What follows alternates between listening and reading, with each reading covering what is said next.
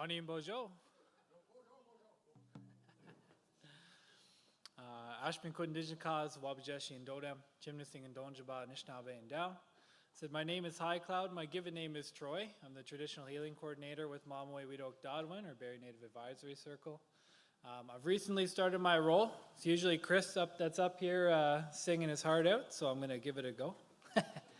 But I also said that I'm the Martin clan, so I have some family in here clan-wise.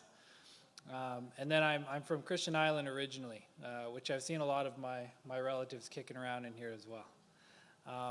Today, obviously, we're going to be talking about some things that happened in our path, the truth of our history. It can bring forward a lot of emotions. It can bring forward a lot of understanding and togetherness, which are all things that we hope to achieve today with this beautiful event.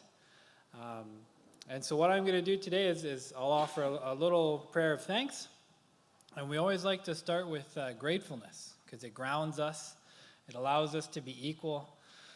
I was sharing with a friend of mine, a man by the name of Vinny Kiknosaway was talking about when they were in Ottawa and they were trying to discuss with them making an Indigenous Peoples Court. When they went to have that discussion, all the Crown attorneys were up really high on their pedestals. So they had them come down and create a circle in the room to have the discussion so that they wouldn't be up there above them. And we like to do that. We like to come together and come together as equals to allow for space, safety above all when we talk about these heavier things and the stories that you're going to hear. Because they're not meant to make us feel guilty. They're not meant to divide us. They're meant to strengthen our understanding and to allow us to impact other people in a good way after that. So I'll start off with a little thankfulness prayer. I'll explain it after, and then I'll do a little song after that.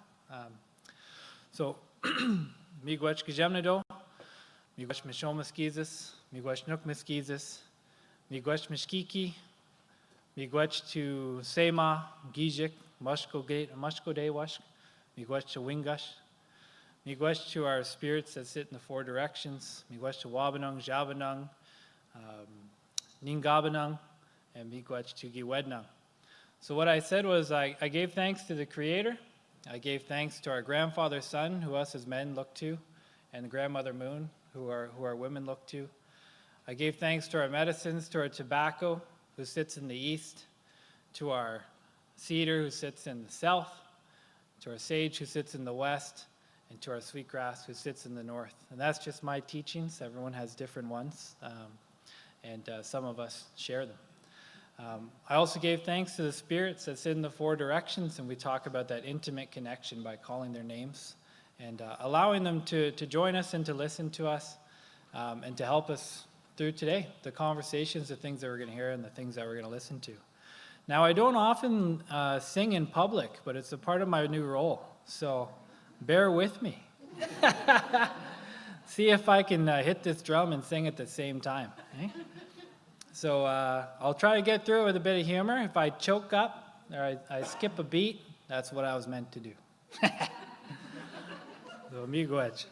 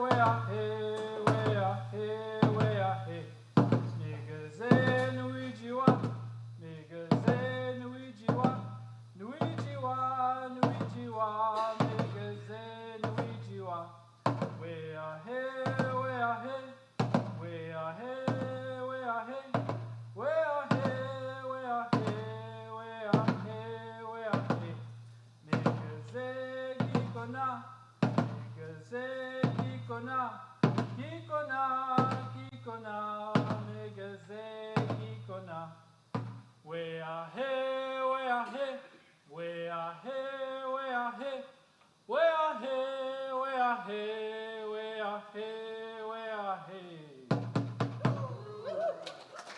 Miigwech.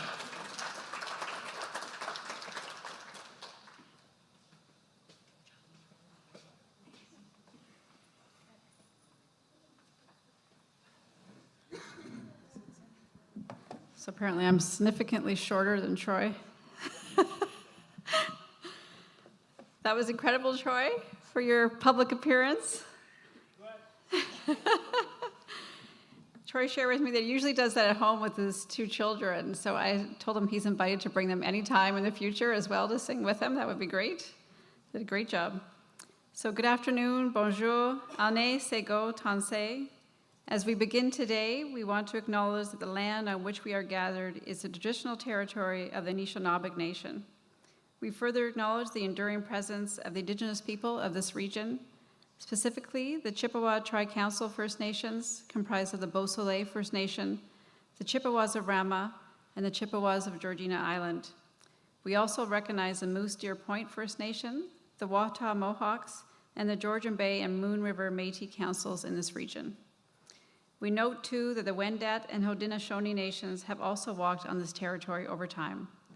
This acknowledgement shows respect for how Indigenous people have shaped Ontario and reminds us of our important connection to this land where we learn, work, and heal. Let us reflect on what we can all do to reconcile the past and work together for a shared, more just future. So thank you all for coming here today as we dedicate this time together to reflect on our personal journeys of truth and reconciliation as we listen to the story of strength from a residential school survivor. The National Day for Truth and Reconciliation, which we recently marked, is a time for all of us to acknowledge the truth of residential school system, recognize its ongoing legacy, and to take action in working towards reconciliation.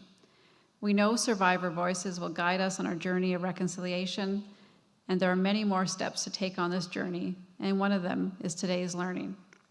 So now I'll pass the podium to Jermaine Elliott, Executive Director, Mamaway Wendotowin Interprofessional Primary Care Team, to introduce our honored guests. Miigwech.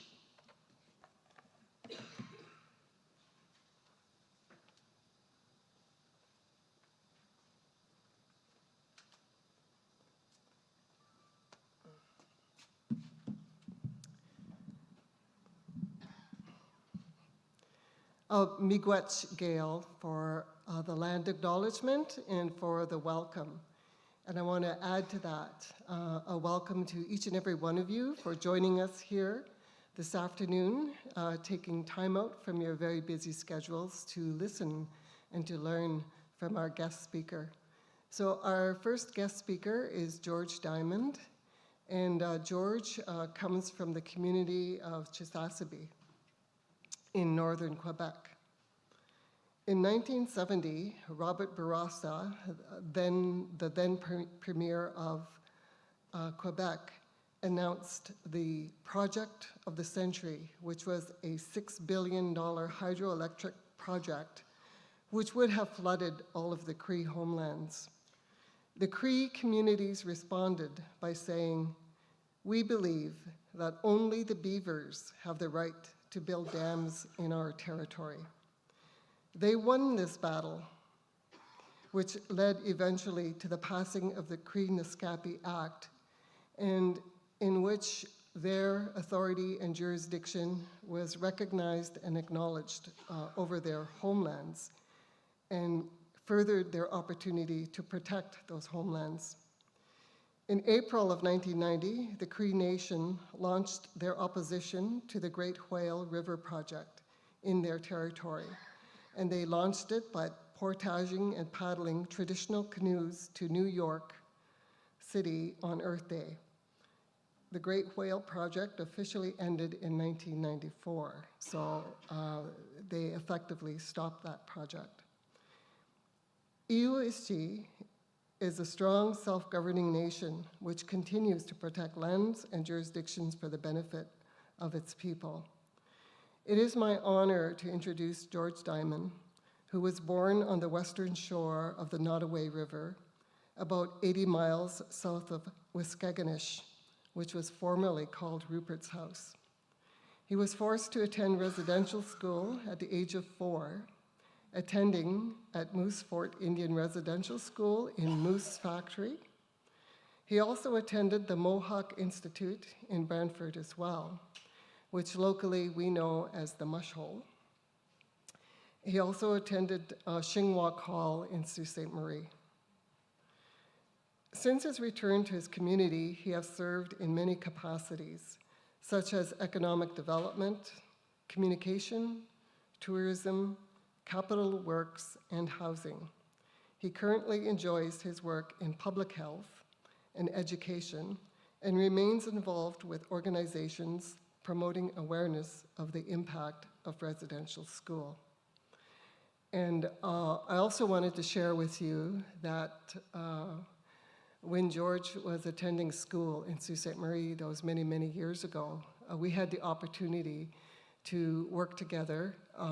We had our own, we used to call it the Ojibwe Indian Youth Club.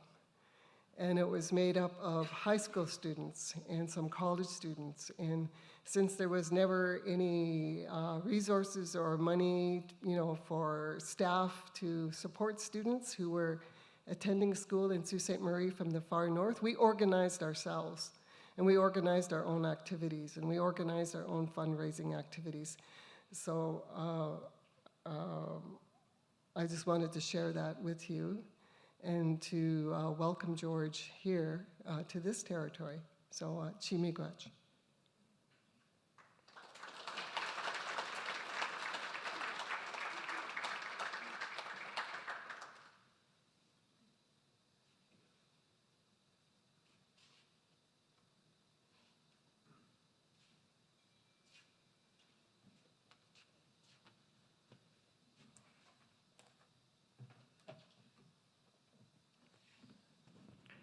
That was 50 years ago.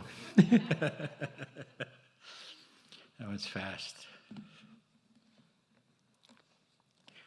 George James nam so meeting wapn de good. Meeting is with the GM and fish. The GM man. Then is when ganska massianga. The meeting that had right there. Meeting with Dan. Thank you very much for your invitation, and I'm really, really happy to be here. Not only to share my story, but to be here in Barrie, Ontario. It's been quite a journey for me. So I'll start.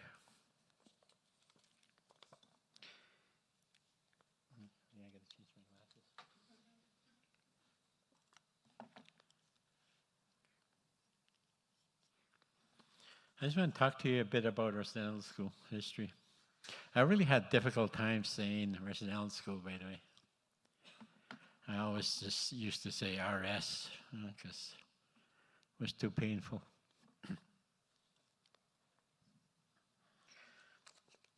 For a period of more than 150 years, First Nations, Inuit, and Métis Native children were taken from their families and communities to attend school, which were often located far away from their homes. There were 139 schools. More than 150,000 children attended residential schools. Many never returned. The first church-run Indian residential schools was opened in 1831. By the 1880s, the federal government had adopted an official policy of funding residential schools across Canada. The explicit intent was to separate these children from their families and culture. In 1920, the Indian Act made attendance at residential school compulsory for treaty status children between the ages of 7 and 15.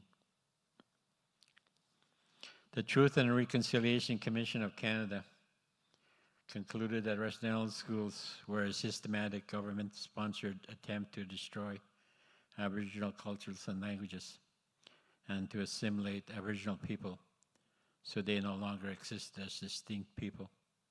The TCR characterized this intent as cultural genocide. The schools were often underfunded and overcrowded. The quality of education was substandard. Children were harshly punished for speaking their own language. Staff were not held accountable for how they treated the children. We know that thousands of children suffered physical and sexual abuse at West Island schools. All suffered from homelessness and a longing to be home with their families. The schools hurt the children. The schools also hurt their families and their communities. Children were deprived of healthy examples of love and respect. The distinct cultures, traditions, languages, and knowledge systems of First Nations, Inuit, and Métis people were eroded by forced assimilation. The damages inflicted by West Island School continue to this day. For a great many survivors, talking about their experience in West Island School means reliving the traumas they experienced. For years, many told no one about what they had endured. In 1996, the landmark Royal Commission on Aboriginal People drew attention to the lasting harm that was done by the West Island schools. A growing number of survivors and their descendants came forward to tell their stories and demand action.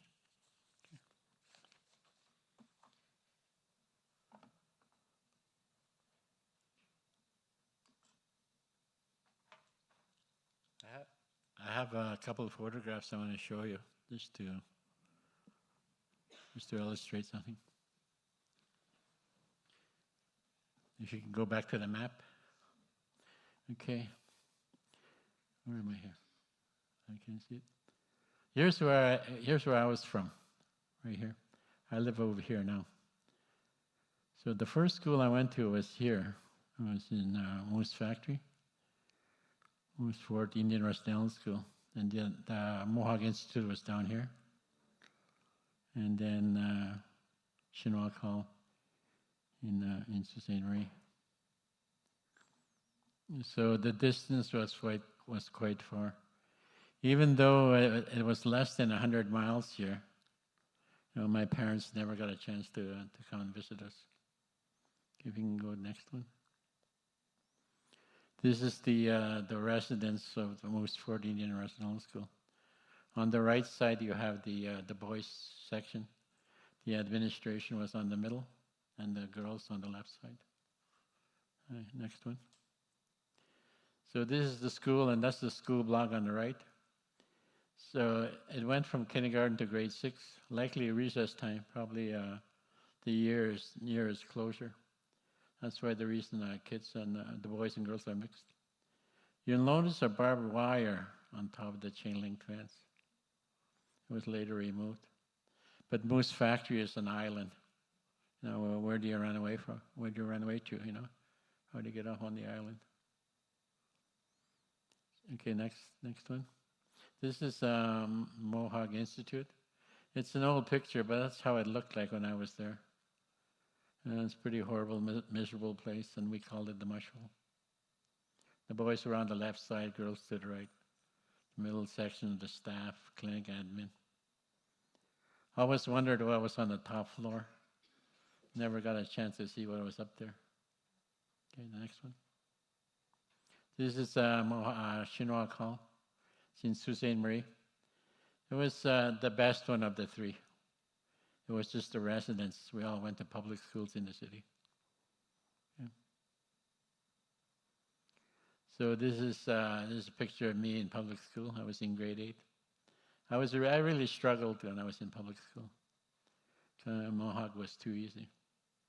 And my bodyguard was the girl in the middle there.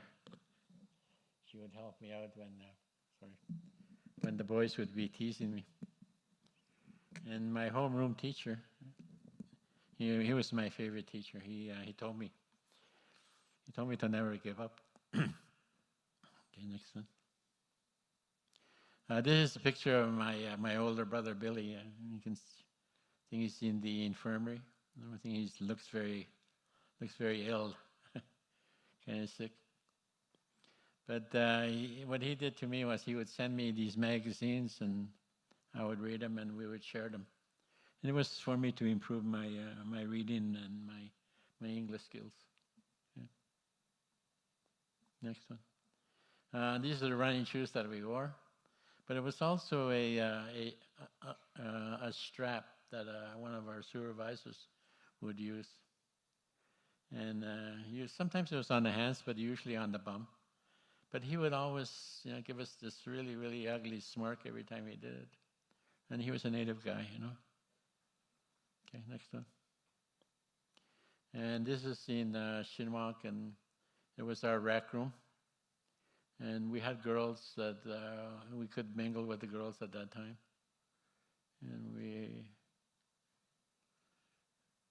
And it was a place where we could get together, play pool, and just have fun.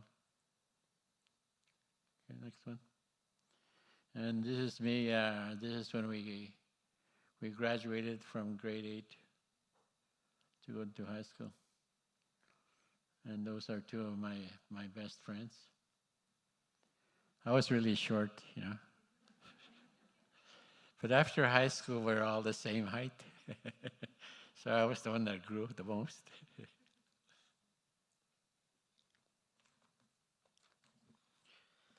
It's okay. Okay, now my story begins. Like I told you, I spent 9 years in residential school, Moose Factory, Mohawk Institute, Brantford, Ontario, and Shinwalk College to St. Marie.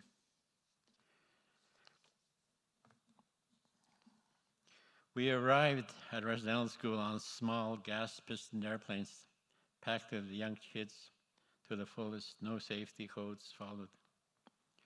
When it was time to leave each summer, we carried small cardboard suitcases and brown paper shopping bags. These were filled with our last summer's brand new clothes from our parents, but we were forbidden to wear. We took these home even though they were too small to wear. I left home at 4 and turned 5 that fall. I don't remember very much of the first few years of school. I could not speak a word of English. I was brought up the Cree way of life. Here I was thrust into everything foreign to me. I had 2 brothers, but they were forbidden to speak with each other, let alone to comfort each other. They distanced us to deprive us of any bonding and affection to our own siblings. Being so lonesome and homesick, I almost died. This is what my sister told me. She was a supervisor there. This family, Mr. and Mrs. Charles Morrison, they also worked. There was a Cree family. They also worked there. And they had a son about the same age. And I was allowed to spend extra time with him. And eventually I was able to go back into the dorm when I got a little bit stronger. My fellow students came from both sides of James Bay and included those from Moose Factory and Moosonee. There was bullying happening within the dorms and among students. I was never bullied, nor did I participate in bullying others. I made so many friends, and we had different Cree dialects. We told stories about our villages to each other. I was fascinated when someone told stories of hunting and fishing with their parents, especially before we slept. Sometimes we would hear someone crying as we all drifted off to sleep. We always told each other not to cry. After learning a little English, I started translating for new students who did not speak English at all. A friend from Nemska told me a story upon their arrival at Moose Fort School. I was the translator for them, and the supervisor started yelling at them to keep them in line. Likely he was already frustrated because because not many spoke or understood English. During the time that I was there, I met George Sutherland, our World War II vet. Many of his sons became my best friends, and they looked after me in many ways. He told us his war stories. He was on the other side of the barbed wire fence.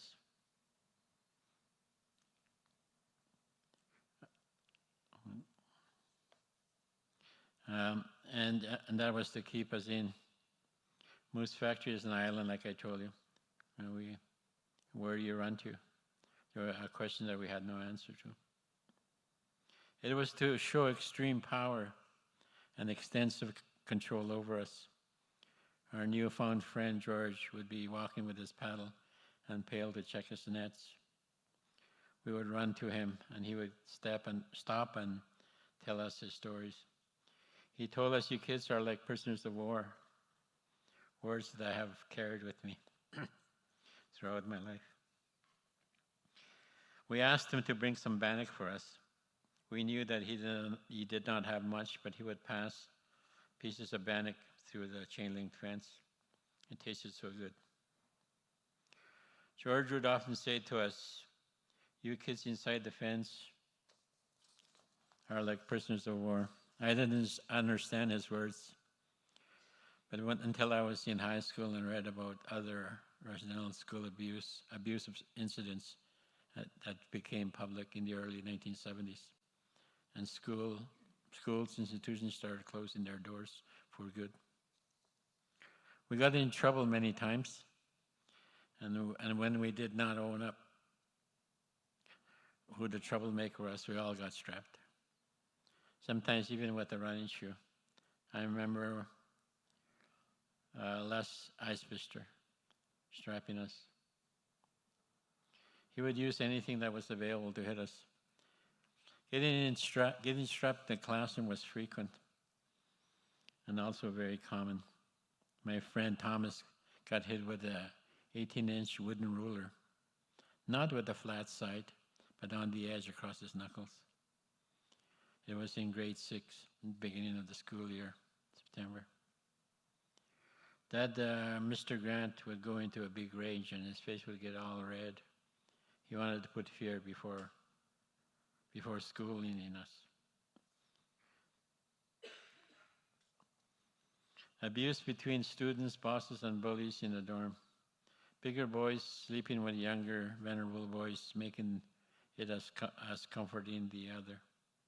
I made some friends, and to this day we still contact each other. But we rarely talk about residential school.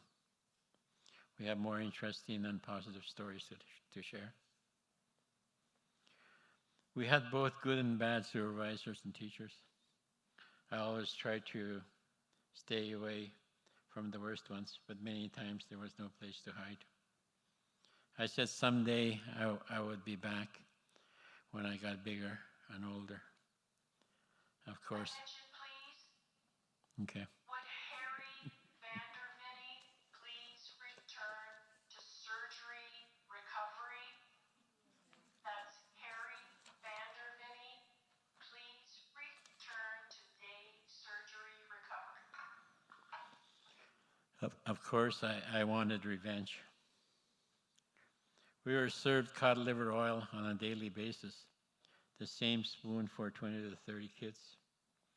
We were forced to eat hardtack biscuits that we referred to as dog biscuits. On my research, a company had received a contract from the government to develop a biscuit with all the vitamins in it.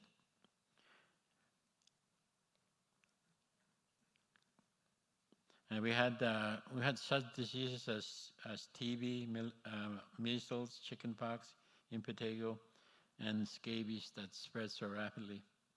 My two brothers and I ended up in the hospital for 3 months. We were never told what we had. I was trying to obtain my medical records.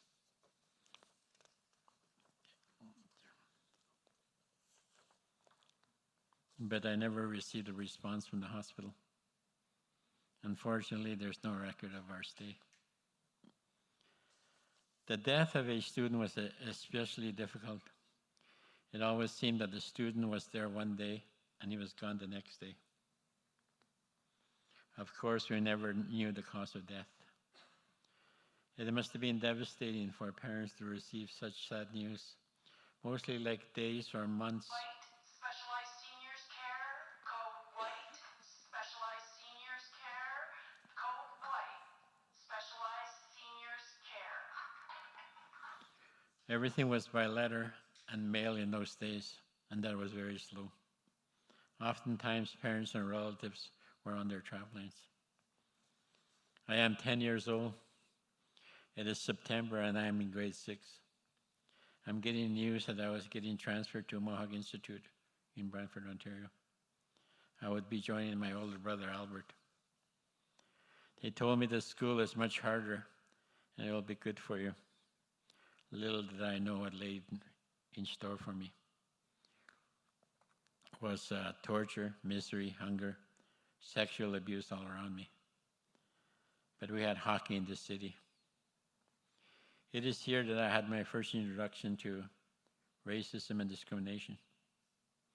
The practice of walking single file to theaters and everywhere else, playing hockey with fans yelling at us. We heard many Yahoo calls, wagon burner slurs yell at us. We did not respond. It was the advice given to us by our coach, who is a city policeman. Our only revenge was to score as many goals as we could. That was our payback. Our pastime and passion was playing hockey. We advanced to the city championship, but we lost. My brother Albert was the captain and our best player. He played defense and rushed the puck like Bobby Orr. Today I am happy that he met Bobby Orr, and he got to play a few rounds of golf with him when my brother was the president of Air Quebec. It's a pretty small world. The level of education was a lot lower than most factory. I was having very high marks even though I was not studying. I would pay the price later in public school in Sault Ste. Marie. At Mohawk Institute, in the basement, it was called the press room, and I often wondered why. It was a place of punishment, harsh trappings by men twice or 3 times the size of you. It was also the room of darkness. Today we called such rooms as timeout rooms. I was appalled to try to understand why each punishment for 6 to 14-year-old kids. Back in 1993-94, I went to visit that horrible place known as the Mohawk Institute, known as the Mush Hole, to see what it was like from an adult perspective. Mush Hole because they fed everyone mush or porridge, sometimes 365 days of the year, even twice a day sometimes. Some kids usually stayed there year-round in the earlier years. Anyway, I visited the basement, which was our common room. We weren't allowed to our bedroom dorms unless it was time to sleep. I stood there, wondering, where is this press room? To my surprise, I told our guide, I think it's this one. It was a tiny room, but it was painted black. The ceilings, the walls, and even the floor.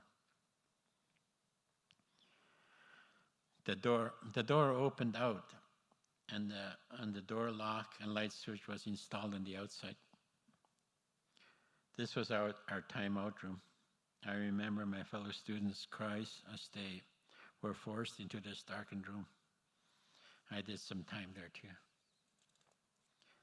At the old Mush Hole, there were guys that were 16, 17 years old, and they were young men, and they were fed the same amount of food as an 18 and 9-year-old. Food was the same week by week, same old menu. Who were we to complain to? Even depriving food was a punishment in itself.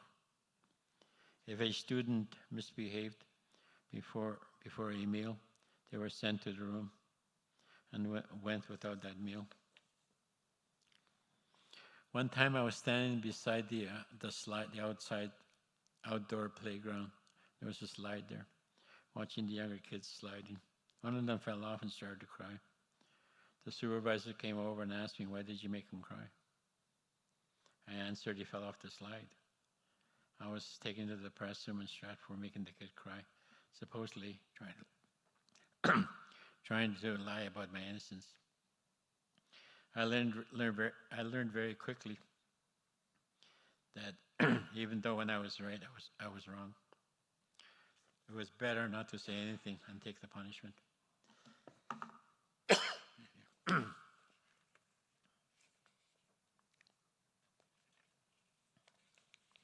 The last year that I was there, the boys section was renovated. Excuse me, I need some water. Thank you.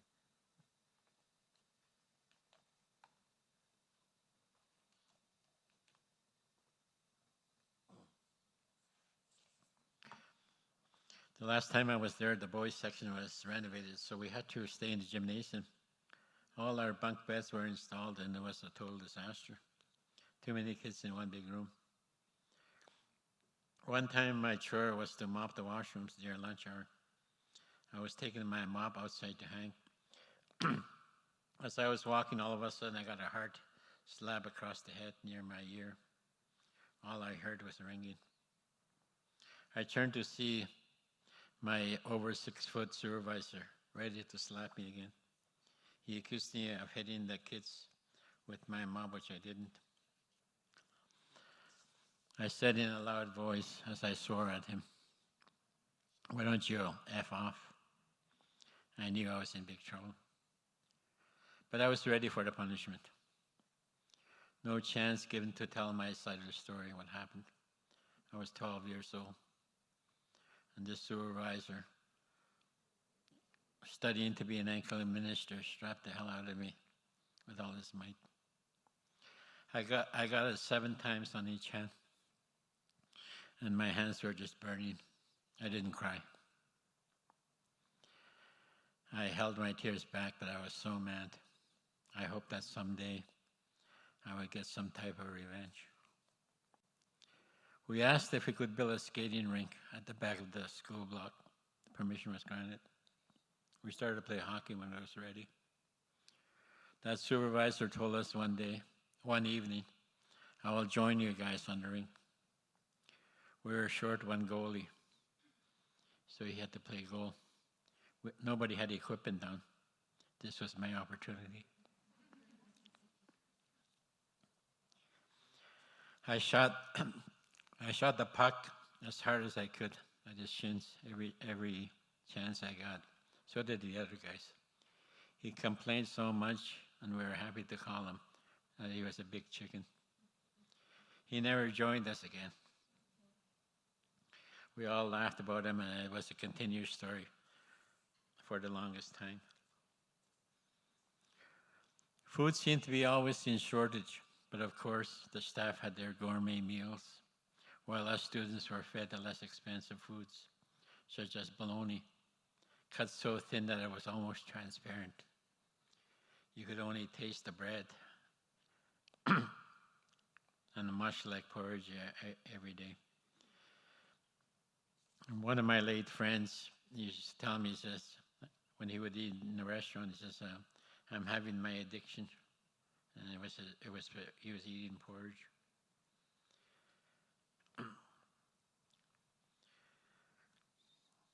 The senior boys and me would steal food from the kitchen.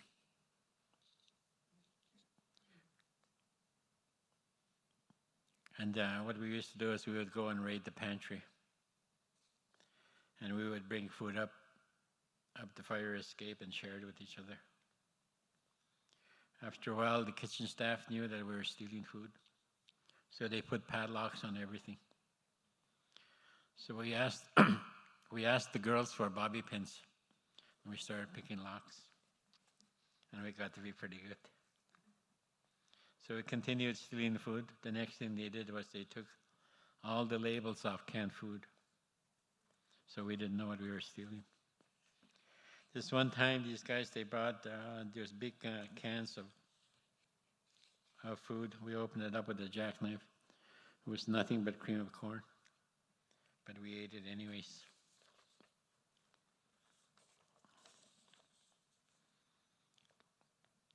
We even had some guys that would sneak off the grounds and check out the city dump. There must have been a candy making store in town because they brought back these big blocks of candy. We rinsed them and we ate them. It was free candy to us. I had a friend named George Bobish. He was telling me that he was leaving Fort George to go to school. He said prior to boarding the plane, his mother gave him a hug and a kiss, and she told him to be a good boy and behave himself and don't steal. Then his father did the same thing and kissed him. And his father said, if you get hungry, steal.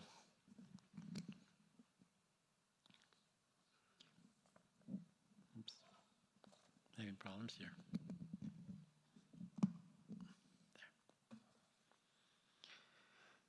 Many of our parents didn't believe us when we told them they were being mistreated in the worst kind of ways. Food deprivation, harsh timeouts in the darkness, sexual abuse, strapping for simple mistakes like talking our native languages, talking to girls, and the list goes on. A friend of mine, he invited me for supper in Mistissini not too long ago. His mother was there. He told his mother, he says, remember when I told you we were mistreated in West Island School? His mother nodded. He said, well, George can tell you. And I told her that the things that happened there. She replied in a soft voice that we couldn't believe you because you guys were being looked after by people who were to be ministers or studying to be ministers. The Anglican Church missionaries lied to our parents and hid the truth of what we had to endure. It hurts us to see the shy and meek children be taken advantage of. They knew who their targets were, such as orphans, children of single mothers, children who got sick often, and those who got homesick and cried for their parents. The abusers knew what they were doing.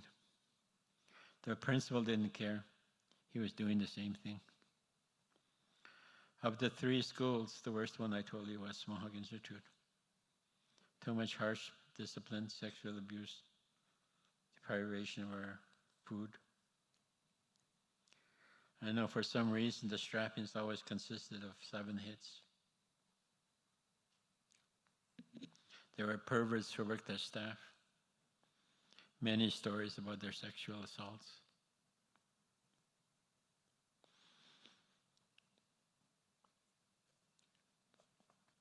Of course, there were many thoughts of running away while I was there. But how to survive such distances, and which way was the correct way? Kids ran away and they were found heading the wrong way.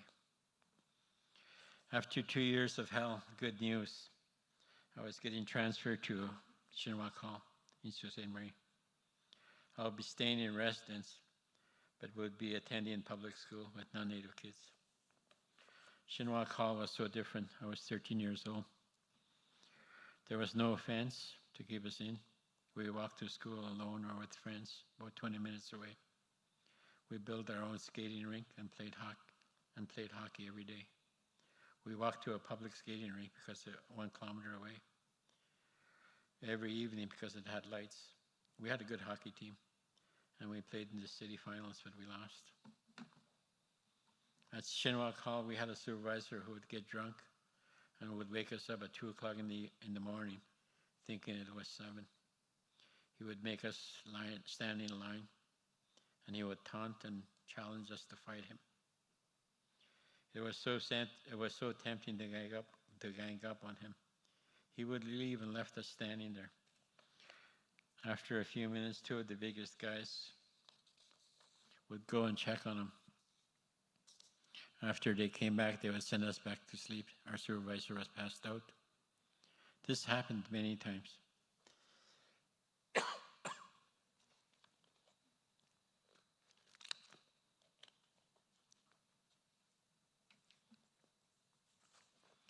Food was scarce and servings were small. We were always hungry.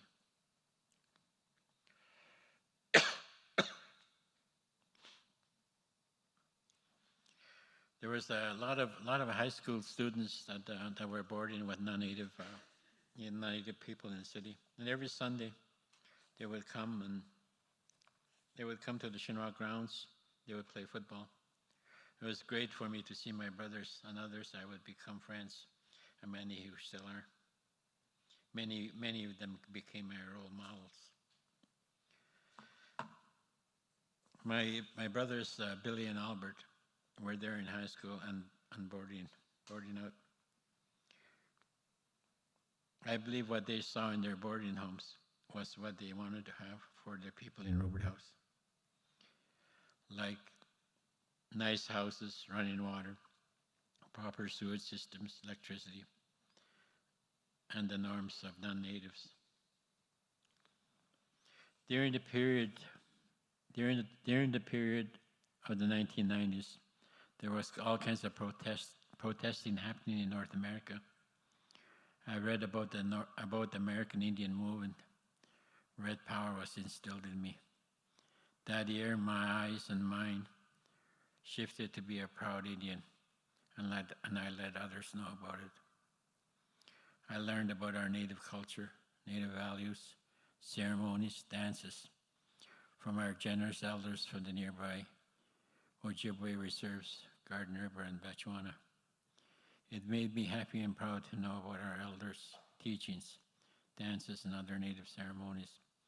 All these special teachings, dances, all these special ceremonies and dances were once outlawed in public. Our elders hid them away and kept them alive in the bush, away from Indian agents, spying eyes.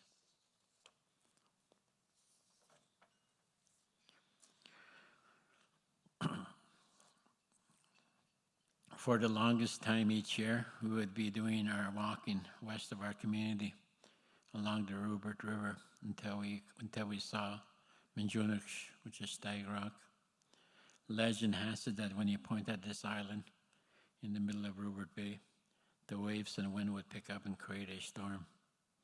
I took this walk many times with my next door neighbors, the Blackneck boys, the day before we were ready to leave.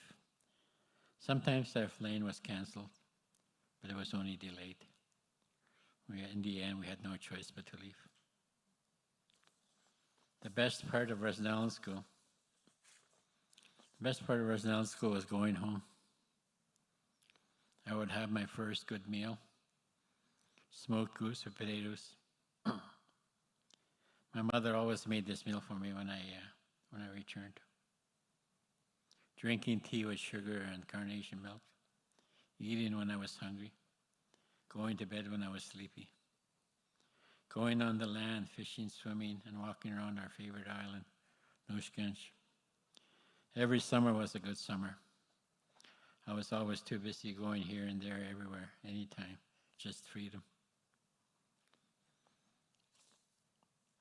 We had a guidance counselor, his name was George Young, to assist us what we wanted to do in our education. But he wanted to make all the decisions on the courses I should be taking after public school. This meant I had no choice on the high school subjects.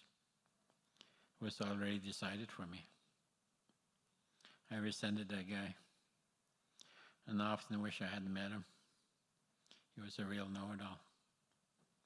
I excelled in high school.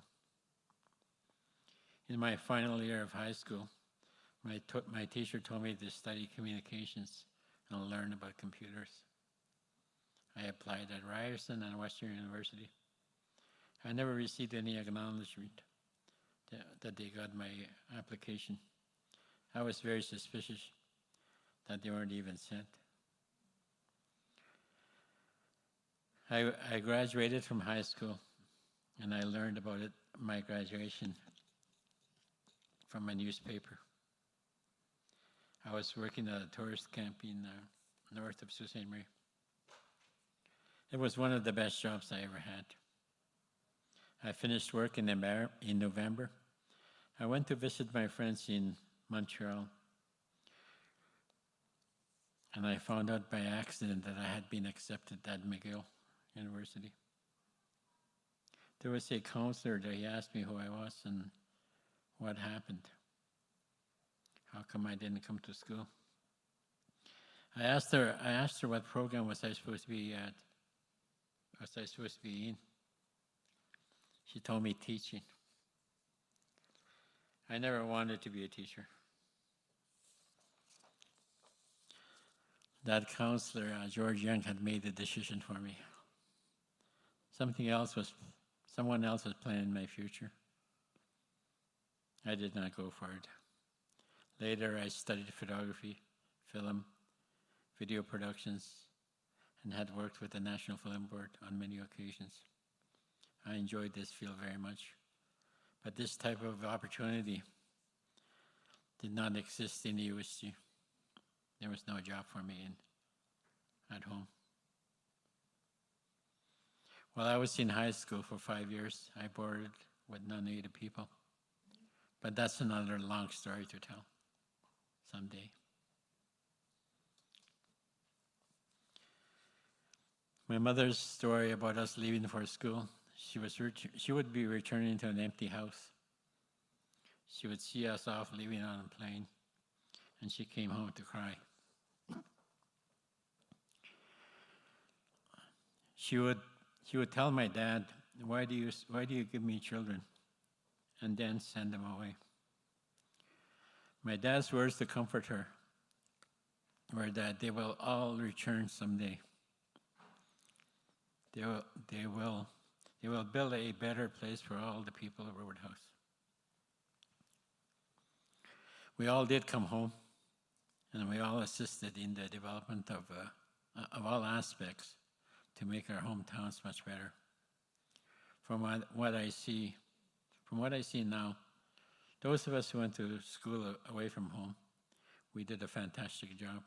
ER triage, code white. ER triage.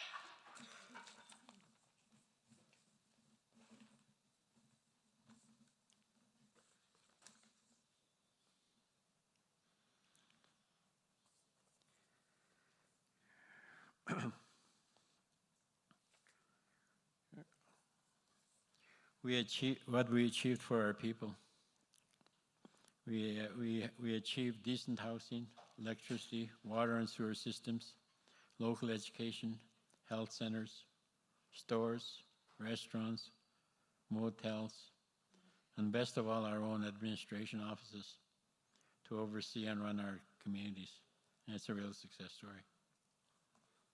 Just a minute.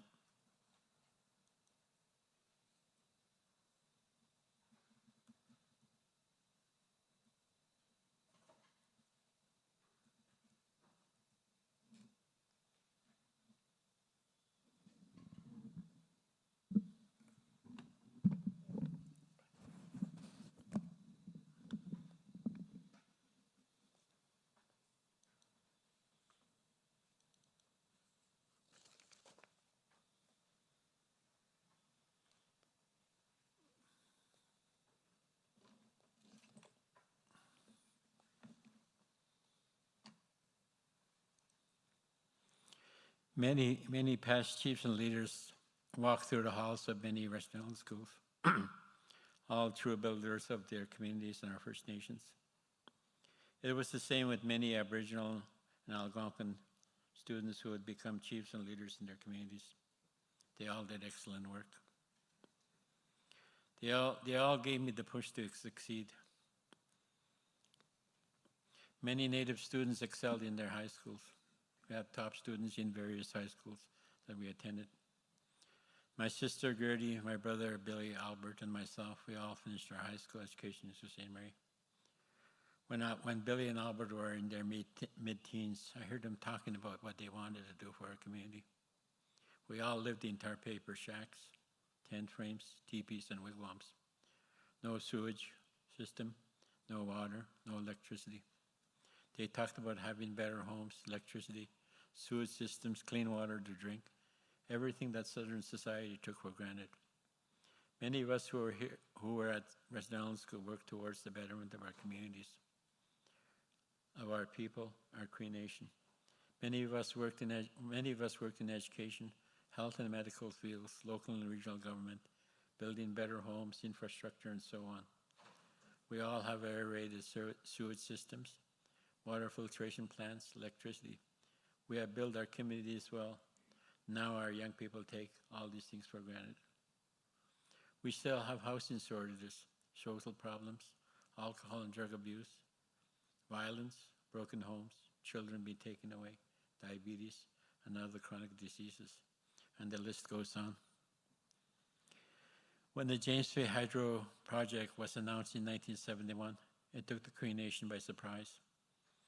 At the first ever Cree Nation chiefs and leaders meeting, my father, Chief Malcolm Diamond, stated to the young men at the meeting, This is the reason why we agreed to send you to school, to learn the white man's way. Now you will be the leaders to fight against this hydro project and the Quebec government. My brother Billy was the lead voice and leader in the fight against Hydro Quebec, Quebec and federal governments. He told me that when the agreement in principle was discussed, when they reached Section 14, which is the Health and Social Services section, the Quebec government told them, the Quebec government told the chiefs and leaders this section would not be in agreement. They said, we will take care of you. The Cree chiefs and leaders closed their books, and before leaving, they stated, if Section 14, which is the Health and Social Services section, is not in the agreement, there'll be no agreement, and they left. A few weeks later, the Quebec government asked the chiefs and leaders to come back to the table. We will discuss Section 14. Our chiefs and leaders had to take a hard stand, and they succeeded. This is how Section 14 became to be part of the James Bay Northern Quebec Agreement. I wondered why did they take such a hard stand? I believe that their vision was they wanted to see Cree people helping Cree people caring for Cree people, and Cree people healing Cree people. That was their vision. We are slowly heading that way, and we need to motivate our youth and encourage them to study in the medical and health fields. We will get there someday. We had many local old chiefs and leaders. They all inspired us to continue in our education and someday to come home to make our communities much better places to work, to live, work, and play and learn.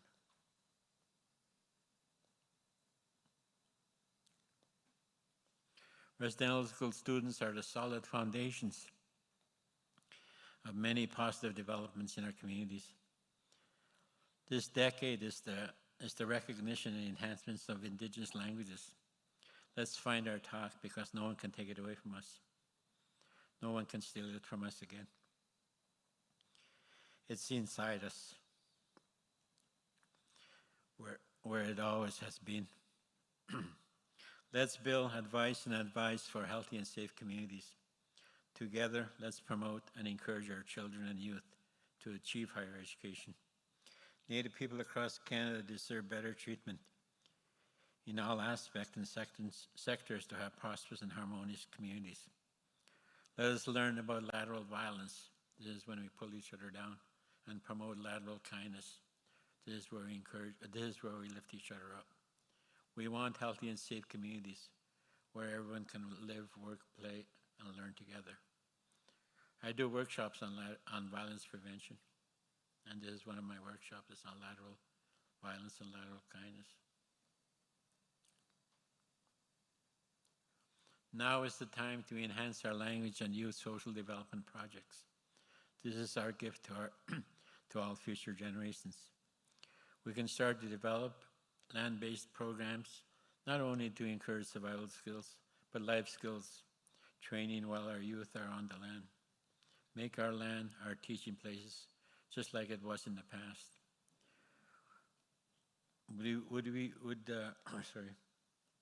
We need places to strengthen and enhance our language. It is time to run our business to have healthier lifestyles in our communities. We have all the resources in our communities. We need to work together and put our differences aside and move forward. Remember, as Native people, we have no borders and no barriers. A special teaching. Before we speak, let's say a little silent prayer and ask that our words be always be guided by our Creator. What would the children, especially the ones who never made it home, want us to say on their behalf? All Native children who were forced to attend those schools never had a voice. If given an opportunity, what would they say? Hopefully many would want what we have accomplished and achieved in our lifetime. May they rest in peace and know they are forever loved. We are great survivors. We are truly resilient, just like our ancestors. On this land where the Creator placed us, we have always had the ability to adapt to any situation. Our ancestors always had strong intuition, and it helped them to survive. To this day, our people still have the same strong intuition. We honor our children, and we honor all children. We know instinctively that children are the greatest gift from our Creator. This is the message we need our young and future generations to hear and pass on to each other. Thank you to my friend and elder for this teaching.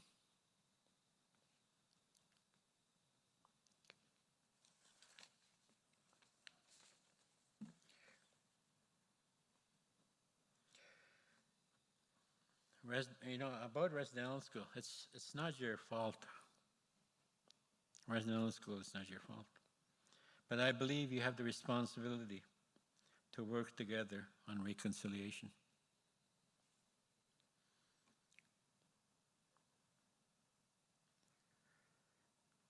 They took many of us away, but we were the lucky ones. We came home. I have survived, and I walk as a proud Cree man. I do not want pity. I want understanding. This is my story. Stay kind and God bless you. Thank you.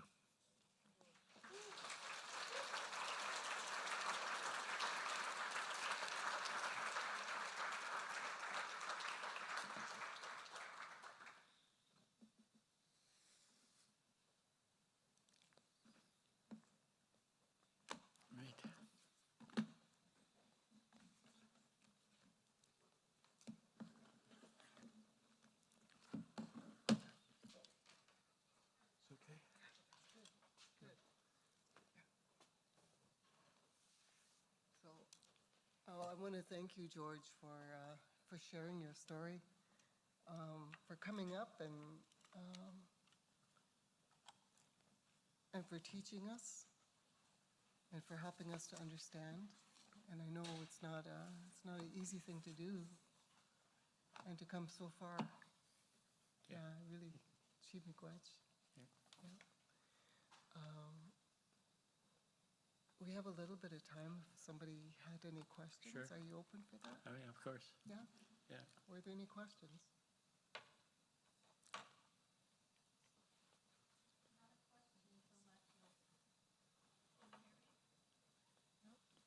There's a mic here. Hang on.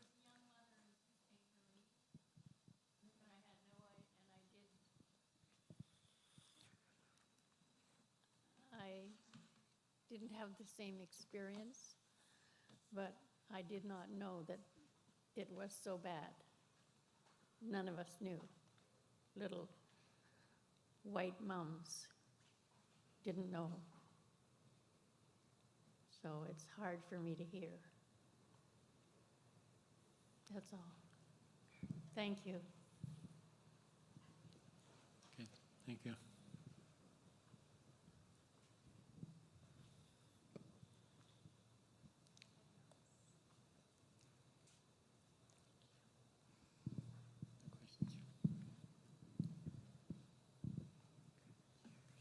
Okay, well, thank you very much.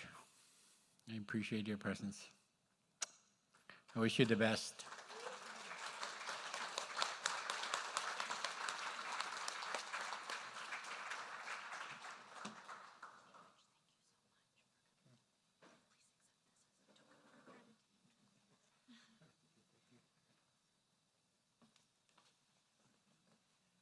I'm going to do a little presentation. Just hang on.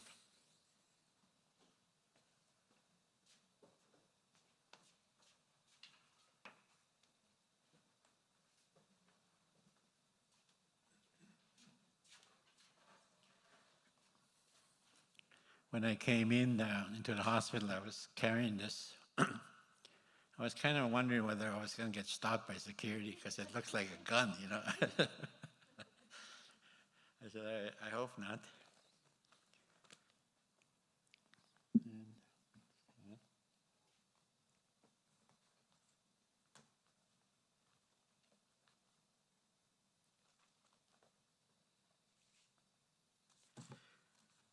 You know, when we were in Sault Ste. Marie,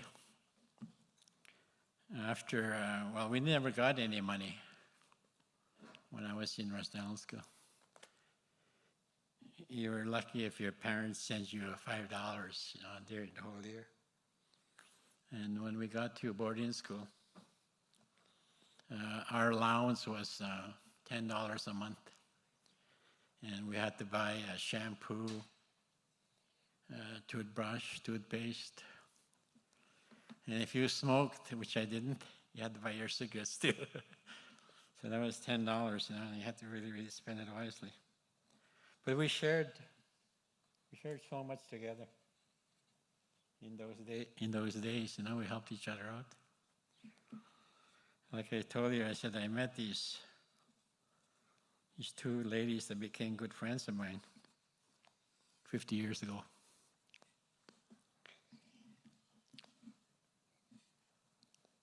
So I wanted to give them a little gift so they'll never forget me for the next 50 years. So Jeremy and Betty.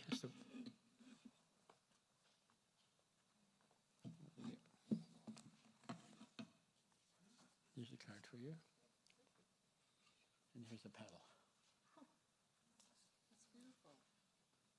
And I know blue is your color. So paddle with each other.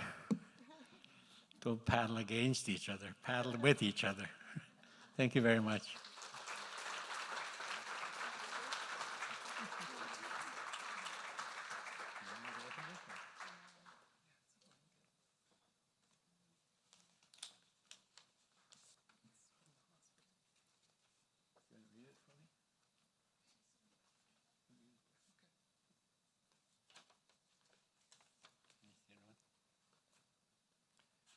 It says, to George Diamond, we would like to express our gratitude for sharing your personal story and providing us with a deeper understanding of the trauma faced by Indigenous communities.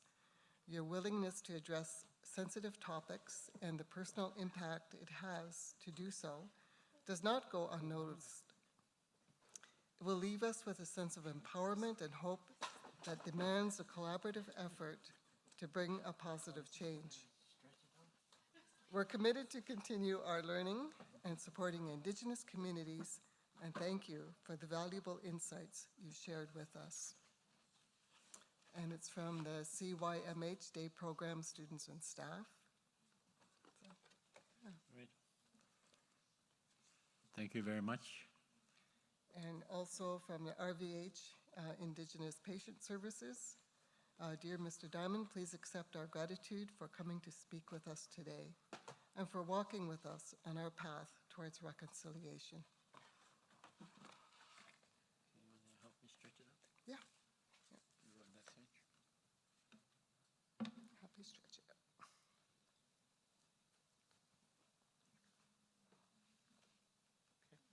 Go that way. Go a little further that way.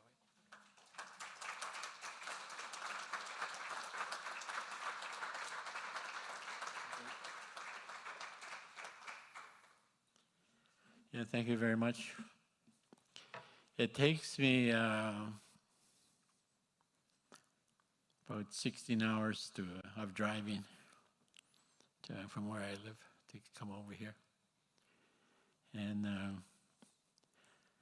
I told my wife, and I traveled with my wife and my grandson, and I told him, I said, we better put on our winter tires just in case, you know? Yeah, it was a good choice because it rained, it snowed north of North Bay there, so we went through quite a bit of slush. So thank you very much for your time. I really appreciate it. Stay safe. Thank you.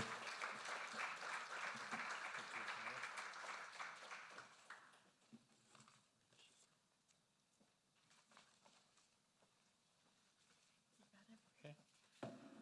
Your water.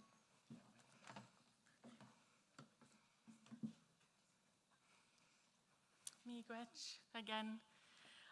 So I'm just going to take the time. My name's Leanne, and I'm the community health team lead with Mamawe Widok Dodwin. And I just wanted to take the time because some of you guys have a door prize, so we wanted to get a few of those done at this halfway point. So I'm going to draw 5 numbers right now. So if you can find your little tickets, and then I'm going to introduce our next guest. So the first number I have is 67493015. Anybody here with that number? 3015? Nope. All right. I'm assuming they all start the same, so I'm going to just say the last 4 numbers. So 3006. All right. Congratulations. 2997. 2997. All right, gotta be here to win. 2989. Oh, Courtney.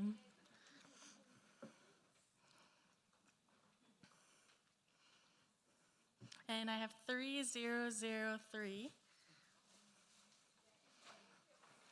Oh, congrats.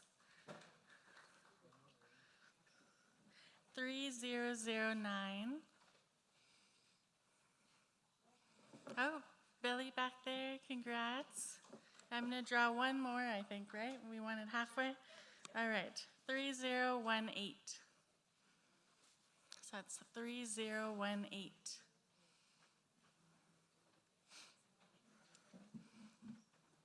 Nobody again, okay. I'll do one more. 3018. So close. 3033. Yep, there's no draw just yet. This could be interesting. Okay, let's see what we can do here. 3002. All right, we got a winner. We'll take it.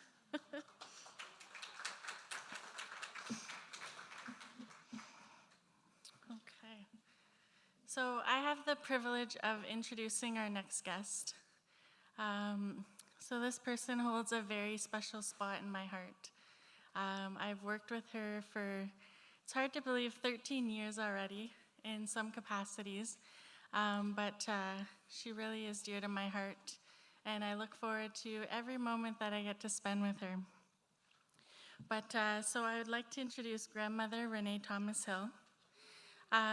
She's Bear Clan from the Grand River Territory, a beloved elder who offers work in ceremony, traditional teachings, one-to-one healing sessions, storytelling, and reconnecting to culture and traditions. She also does a lot of work in trauma and grief.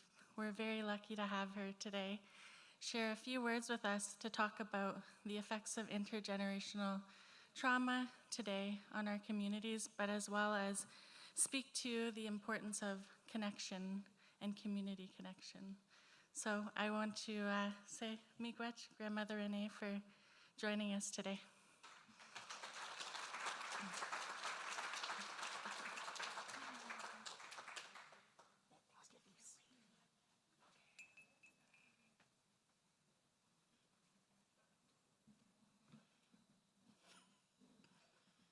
I love this. I have to bring it down or I step on my tiptoes. Sego, sewa kwego, ganadisa youngets, wagatsione, wagonya dehane. I'm very emotional because my grandmothers were both residential. And I can do the things that she wasn't allowed to do. And I think she's one of the tricksters here. It's top heavy, it doesn't always stay. Sounds typical, top heavy.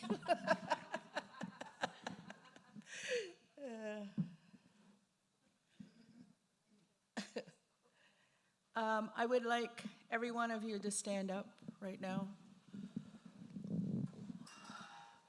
What you have heard was a powerful story of heaviness, and I want you to, you need to take care of yourself.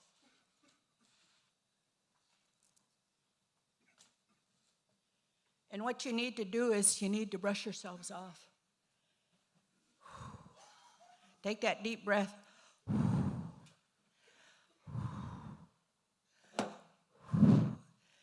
Because what you did was you heard those stories and they embedded in you. And it added on to more traumas that you have been exposed to. So now the next thing is give your hip a little shake. Side to side, yep, you're doing good. Come on, you guys, I see you. Shake your hips, it's for a reason, okay. Now you shake your legs. Shake your legs. You know who taught us that? It was the animals. How many of you have pets? You ever pet them and then after a while they kind of look at you and you're done. Then they walk away and they go. So you see, anytime you have trauma is to get rid of it right away. When you hear it, take that deep breath. Take that deep breath. And so you can have a seat now. Thank you.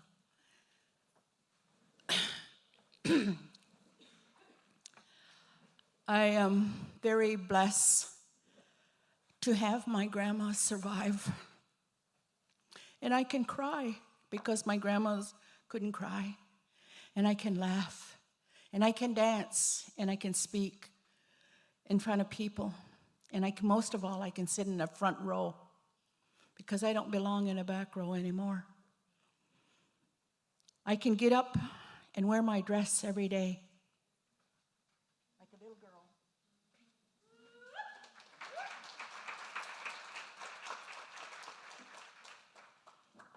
I was gifted with this cup, and it's so beautiful because it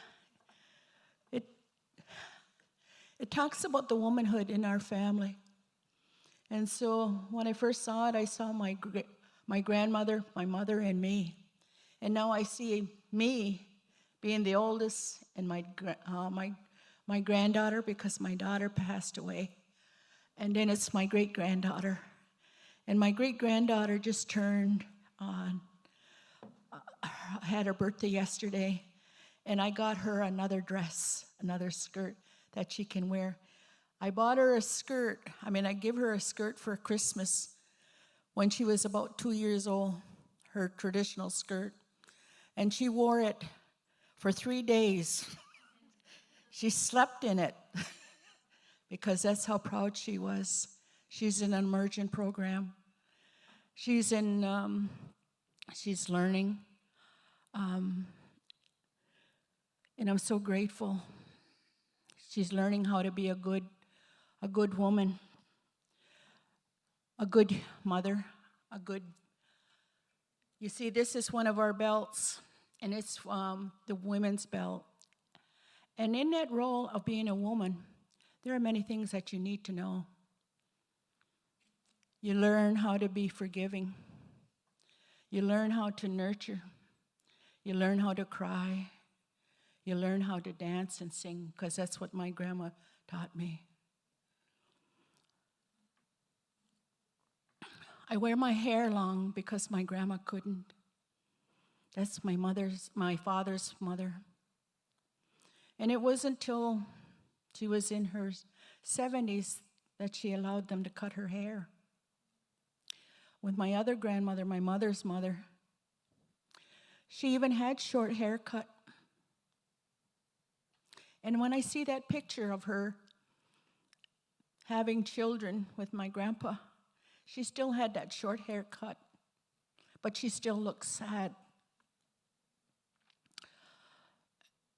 And she had her hair short ever since till she passed away. That's how much they conditioned her to not love her hair, to cut it short. My great-grandson is wearing his hair long because he couldn't. And so I was groomed to be here to share their stories. My grandmother,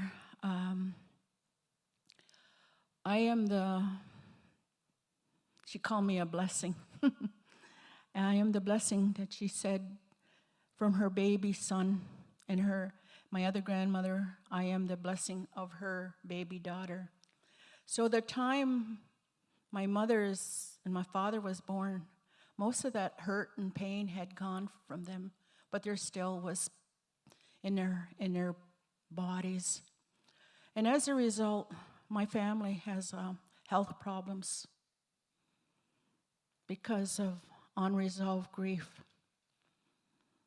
And my sister, you see, my uncle, he's the oldest, and most of his children, my cousins, have passed on because they have COPD, and that's with grief.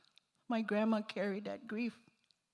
She couldn't tell her story, but it passed on in her body. It passed on into her cells, and that's why. We also, because they were the food, we were specimens of being neglected, of not having food. So one time when we get food, we overeat. And so now we have diabetes, my family, and most of my brothers, my uncles' family have diabetes. And then in my aunt, my mother's sister, they have the same thing. And most of my family is gone. I have 2 that have gone this year.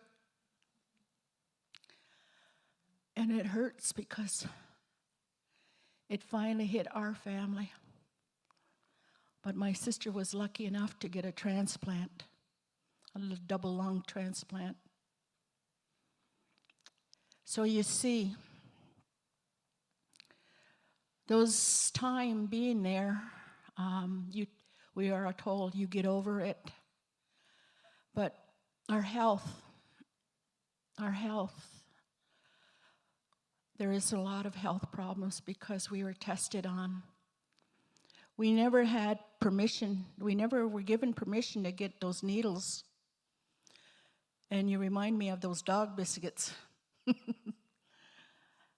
We had and cod liver oil. And but today I stand here because my grandma was forgiven at the end. Later on when I came into the world. That is my dad's mother.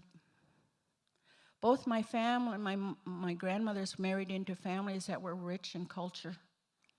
And that's the beauty of it. The culture is what has made me who I am today. Because my grandparents, my mother's family, wanted the history to be told. And so at that time in our community, our people wanted the true history to be told. And my family have been involved in border crossing, the treaties, the treaty rights. We also were part of the founders of, we used to have theater in our community. We invited surrounding communities to come and see the true history. And it was 1948. And so it ran for quite a few years, and they did the history of our people. And so I've always loved history. And because of history, I learned why. I learned why. Because when I was young, I always asked the questions, who, what, when, where, and why. And I wanted to know, how could somebody inflict pain on people they didn't know? And then I found the truth because of history. I found how they came to this land looking for freedom from being institutionalized, colonized. Everyone is programmed. And it's so sad that it's living on today. Everybody's colonized to think. Everyone's programmed to think and function and not to do what comes with peace and love.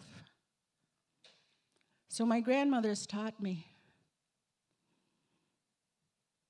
how to sing. I can sing in both languages. And my granddaughter used to say to me, Grandma, Duda, she says, how come your mom doesn't sing in a language like we do? I said, because her mom couldn't do that. So we're doing everything that our grandmothers couldn't do. And most of all, learning how to live in a good way. Learning how to be well, to have peace. And that comes with each breath I take and you take. I make a choice. I want to have peace. We have the highest pain tolerance in the world. And we usually don't go to a hospital till we're really, really sick because we know how we will be treated. I myself was sent. My mother had to take me to our hospital, whatever you would call it, in our village, in our community. And it was towards 5 o'clock after school, 5:30. I think I had that. I fell and it broke my wrist. And my mother had to hire somebody because my dad was away working. And when I got to our hospital, the doctor looked at it and he says, my shift is over. You come back tomorrow. He said, here, take a couple aspirins.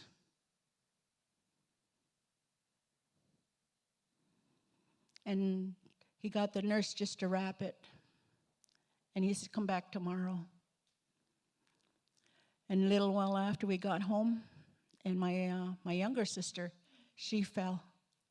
I said, Mom, you don't have to hire anybody. I said, just take a couple aspirins and wrap it. So you see, you understand. And that's why I work so, I shouldn't say I passionately speak for those that didn't have that privilege. And I'm very grateful for having my life turned back to going back to the Woodland Culture Center. You call it the Mushho. I went there to share the truth, the knowledge of who we are. I had many very knowledgeable teachers. I had many that came and shared their knowledge with me. So that the work that I do today is filled with love, because that's the true history of our people, the Gunalegoa. I have learned how to live in two worlds. This is what should be in every hospital. This should be right at the front door of every hospital. It talks about a relationship with the land, the air, and the water, in a commitment to all children. This was our first agreement when the first visitors came. We asked that as long as they were here, that they would take care of this so that no child would ever suffer. Isn't that a nice policy, agreement? That anybody that entered into this hospital would be taken care of and respected and loved and be helped. And so I invite you to stand with Truth and Reconciliation. Let's put this up in all of the hospitals, in all the health cares, so that everybody, this is one of the first treaties that was made between those that traveled in the ship and those that traveled in the canoe. I'm so thankful I seen the paddles. What a powerful statement. And this talks about, I can use this belt in many ways, talk about relationships. And this belt, there is many to follow. And so I have always wanted to go, to go into my own community when I was growing up. And a lot of the people said, "You love your history." I said, "Yes, I do," because it's going to help us to heal. It's going to help us to know that we are the truth. And that's what my grandfather had said to me, my great-grandfather. He said, "I hope you live to see the truth." Isn't it? We are here today. And I know how it must feel for you to just learn the truth. It's shock, trauma. It must resonate in your cells. And that's why I come here to do the work of the Gunaligoa, the peacemaker. I have been given the symbol of a bear, and that bear represents a healer. Even though I didn't have a high school education, I'm in the universities. I've been asked by doctors a lot lately, nurses, leadership, and for the hospitals, all about health. I stand before you because I do not take any pills, because that's the way our bodies are meant to be. We were given medicines to help us through everything. And that's why I come to share a life. My granddaughter has diabetes. And that's the hardest thing for a grandmother to see. To see this happening to your children, because society promotes it. Families promote it to their families. The media promotes all these foods that is going to break their spirit. This is why we have so much suicide. This is what is happening to the people because we lost our relationship with the land. We're going to have a lot more death because we're not eating the right kind of foods. And that has affected our health and our frame of mind. And we're going to make decisions that may cause a lot of health problems. I learned this because I learned it from the land. My university was the land. They taught me a lot of things about life, and that is why I'm here today. I will share with you an understanding so that you can have every part of your body remind you of you as a human being. We know that we came from a very sacred place. We came from one that has created all. To my understanding, to my way of thinking, if the Creator provided all these things for wellness and well-being, He didn't create hell. He didn't create sickness. He didn't create disease. It all starts with us. And that's what I was asked. I was invited to a private school in Toronto for boys, and this was a grade 8. And he said to me, "What is the most deadly disease that you know of, Grandma?" I said, "It's anger. Because it starts at a very young age, and it destroys relationships. Especially you as men, it's going to destroy relationships with you, your family, your loved ones, and your relationship." I said, "So one of the things is you need to learn is to cry." We have been so programmed that you cannot cry. I feel all your emotions. When I walked in here, I'm being bombarded, boom, boom, boom, with a lot of unresolved grief. Please take care of yourself. This is why we have burnt out. This is why we have a lot of health problems. And COVID came as a gift. Every so often we're to be made humble and learn how to go without. We went without a lot of that fast foods. Oh, I was so happy. My kids couldn't go in McDonald's or any of those places. They had to eat home-cooked meal. And I loved how you mentioned oatmeal, mush. In my family, we honor it because it was a survival food that brought my grandma home. My grandma she would serve that. And yes, we had it through the lean times when we were growing up. It became our survival food. And so to this day, my great-grandchildren, oh, they love that oatmeal. They love that oatmeal because that's that story of the oatmeal. It taught them they can survive anything. And so I'm very grateful for this time to share with you. And it's amazing because I hope I give everything to you in 25 minutes or 15 minutes because it's so amazing what you want to know.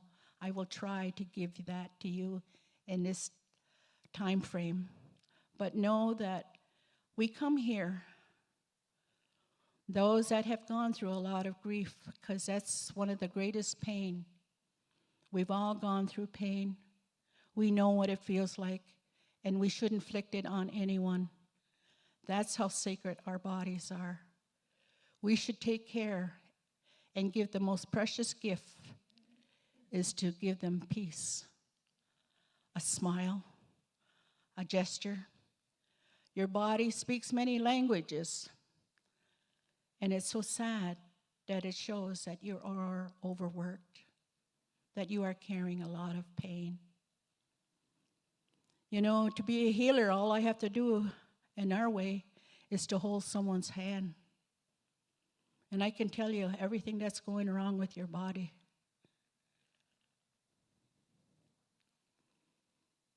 This is how we learn from the land.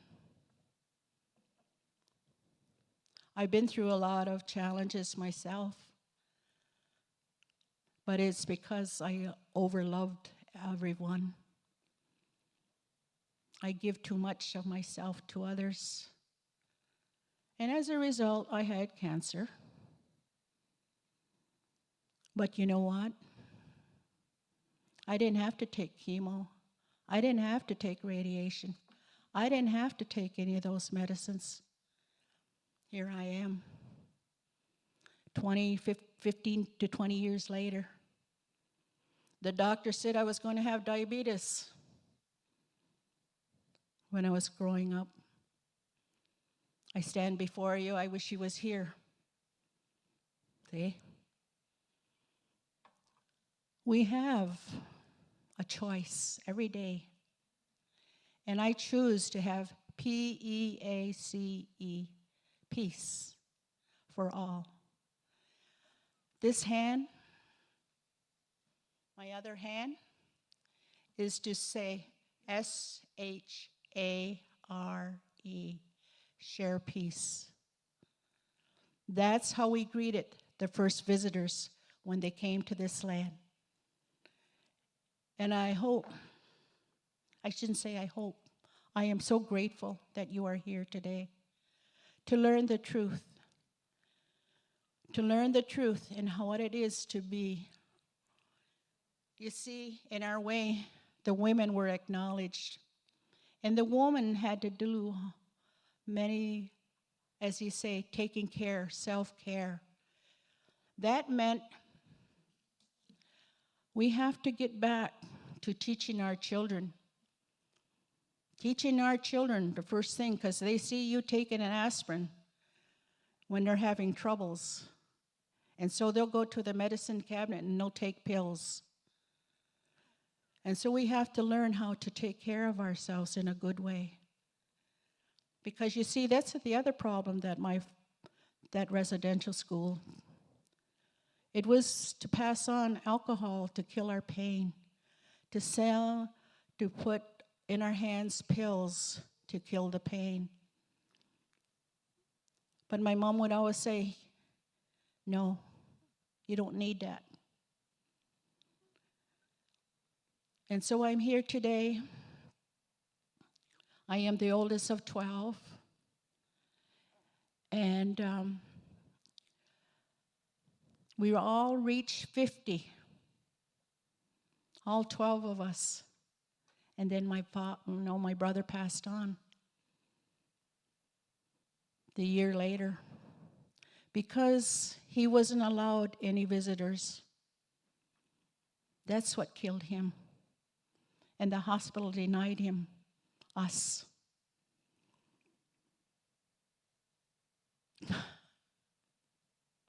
He died of a broken heart. Because our family we were taught to love one another and surround each other. We have Christmas, we have get-togethers, we have breakfasts together. And when we couldn't go and see him, that's what happened to him. And I know it has happened to many others. So love is the most powerful medicine. And that's what I was taught by my father. And dreams, they're the most important things. Because those dreams told me where I was to be. And I'm standing here today sharing that understanding of peace. Because these symbols came to me and they taught me. They showed me the way of how it is to be. It is part of the prophecies that we are here today to renew our relationships. I took this belt. I was invited in 2014. I took all my belts to the UN. And we did ceremony outside of the UN, and there was many different nations that came. And I asked them to make this commitment again, to stand with us, to protect the land, the air, and the water. We're not protesting. We're not having all those, as they say, trouble. We want to help you, every child. We want to help every child so that no child will ever suffer with health problems. So stand with us. Stand and make sure that the land will be here for your children's children. Make sure the air is going to be good for the children's children. And make sure that water, because if it's happening to our communities in the reserve, it's going to happen to you. My river is so brown. A lot of the rivers up north are contaminated. And so let's think about our relationship with the land. Let's think about how we can take care of the air. And let's think about the water, because that's the first treatment of wellness and of well-being for all, and that is our truth. Oh.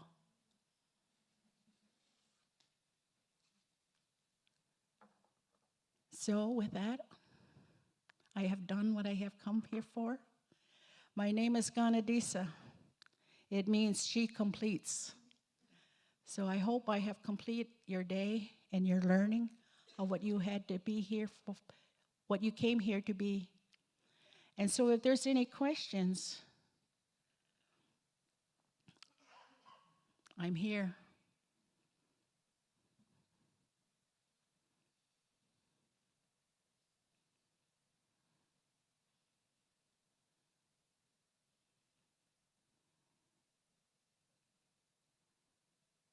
The most important message today is self-love, self-care. Remember, that's who we are. We are all sacred beings. We are all here together to take care of the future for our children.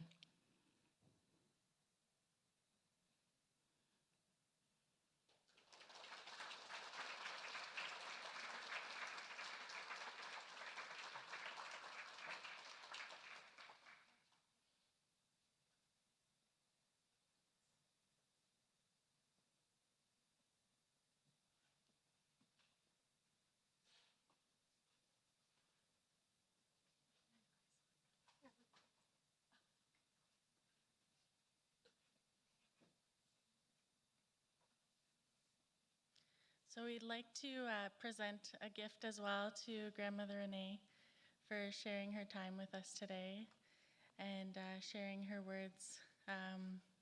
It means a lot, I think, I'm looking around the room today and there's a lot of workers that are left here. A lot of the students and such had to leave already, but miigwech for your words. So I'd like you to open this up. You will. You gotta see fairly. Beautiful. So it's the star we're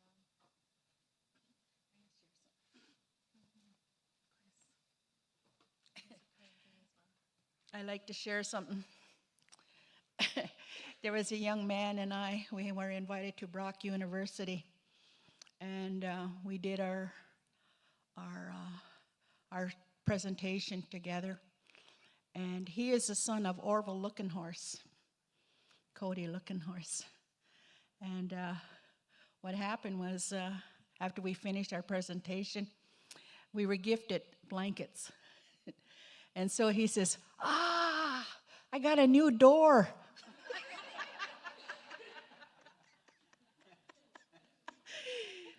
That's Indian humor. We always look at a blanket as sometimes it was a door for us. Did you want to look at it?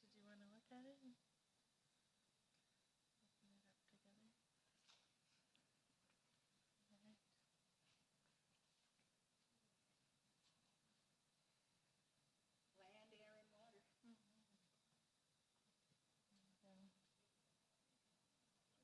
up together. Land,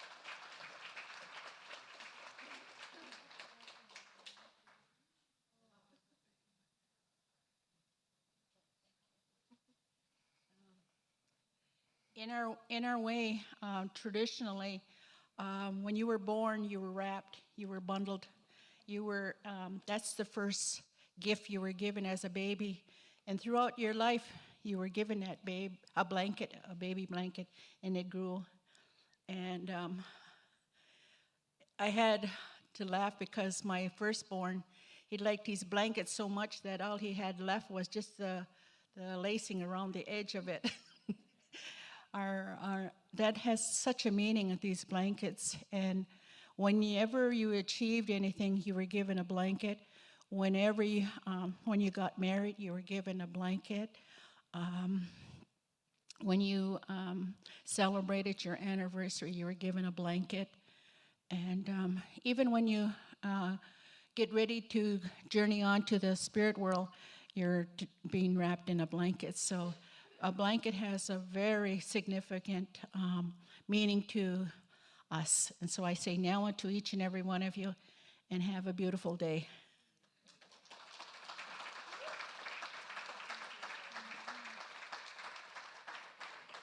So I'm just going to get these draws done because there's another 5 draws. So if you get your tickets out, and then I'm going to let Jermaine close us out with a few words. And hopefully you can stay a few minutes after 3, and we're going to do a closing as well. So the first number I have here is 2996. Oh, Lorna, congrats. You got a winner, yay. 3026. Oh, another winner. 3029. Someone nearby? Oh, back there. Good job. Congratulations.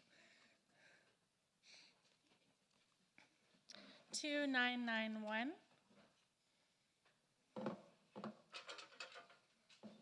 No. All right. How many? 2 more?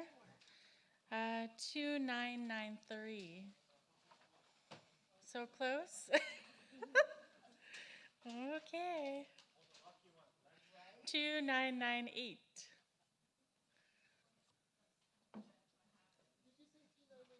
Is she gone already? 2998. Oh, George. Oh, no? Okay. Sorry. Okay, let's try to get that one out. 3005. All right, here at the front. And last one. Let's give it a little shake here. All right. 3023. Sorry, George. No? All right, we got it. Congrats, everyone.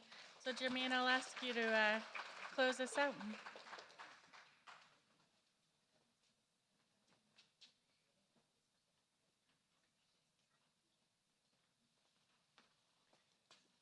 So before everyone goes, I want to say miigwech to Grandmother Renee for those beautiful words.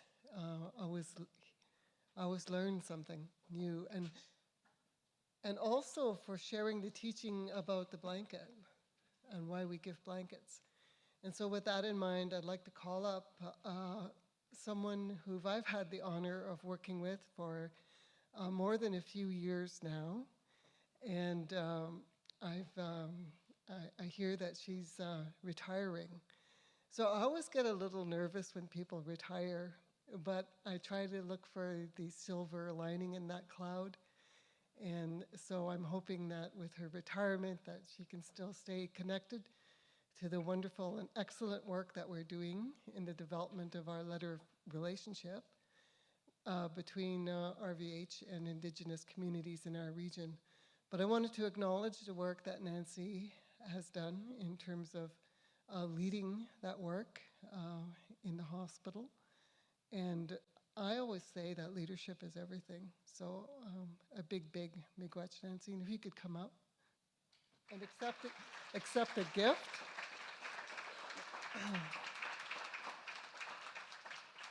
On behalf of the Indigenous Health Circle.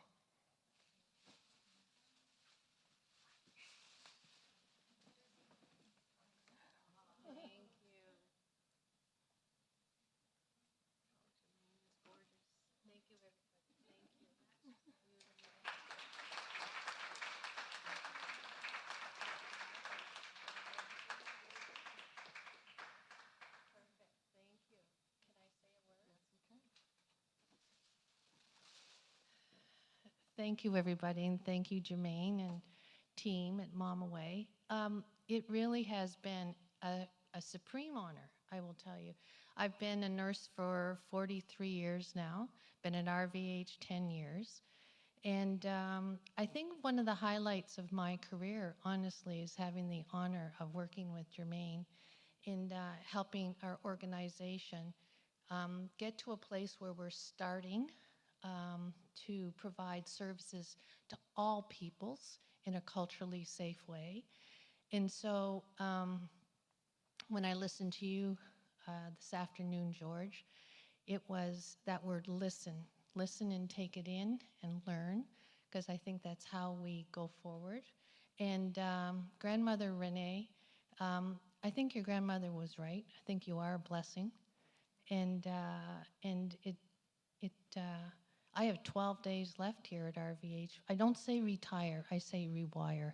And so maybe part of my rewirement will be with working with Jermaine in one way or another, in a good way. And so with that, just a real pleasure. And I'm glad we had people being able to come and go, to be able to take in this afternoon's events. So with that, my friend, thank you very much. It's just a real honor. And I could have used, I saw my friend here put on his vest, because I think the air conditioning was coming down. It was a little bit chilly, and I was a bit jealous of him. Thought I was going to have to go up and take his vest, but anyhow, this makes all the difference. Thanks so much, Jermaine. Thank you.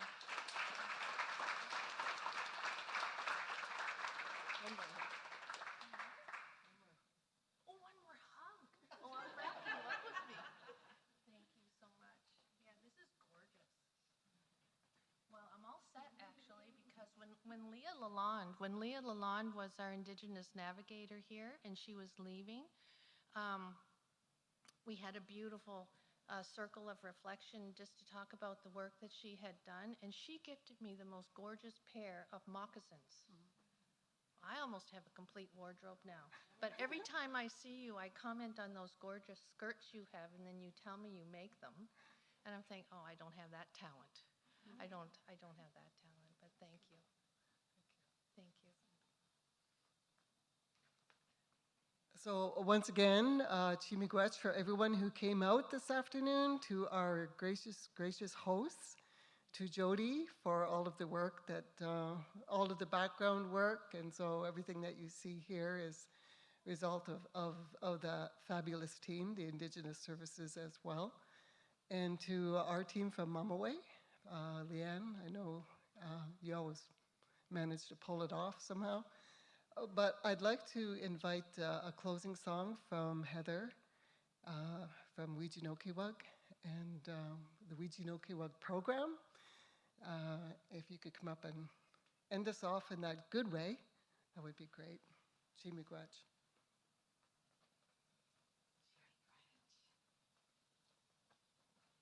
So if you're comfortable, you can stand if you want to.